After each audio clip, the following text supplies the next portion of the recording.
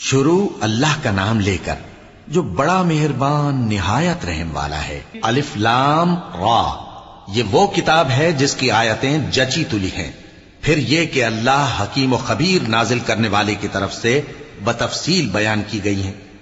اس کا پیغام یہ ہے کہ اللہ کے سوا کسی کی عبادت نہ کرو، اور میں اس کی طرف سے تم کو ڈر سنانے والا اور خوشخبری دینے والا ہوں، اور یہ کہ اپنے پروردگار سے بخشش مانگو اور اس کے آگے توبہ کرو، وہ تم کو ایک وقت مقرر تک متاع نیک سے بہرہ مند کرے گا اور ہر لائق فضیلت کو اس کی فضیلت دے گا، اور اگر روگردانی کرو گے تو مجھے تمہارے بارے میں قیامت کے بڑے دن کے عذاب کا ڈر ہے۔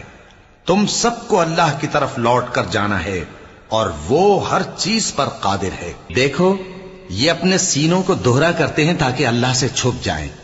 سن رکھو جس وقت یہ اپنے کپڑوں میں لپٹ رہے ہوتے ہیں تب بھی وہ ان کی چھپی اور کھلی باتوں کو جانتا ہے۔ وہ تو دلوں کی باتوں تک سے آگاہ ہے، اور زمین پر کوئی چلنے پھرنے والا نہیں مگر اس کا رزق اللہ کے ذمے ہے۔ وہ اس کے رہنے کی جگہ کو بھی جانتا ہے اور جہاں سونپا جاتا ہے اسے بھی۔ یہ سب کچھ کتاب روشن میں لکھا ہوا ہے۔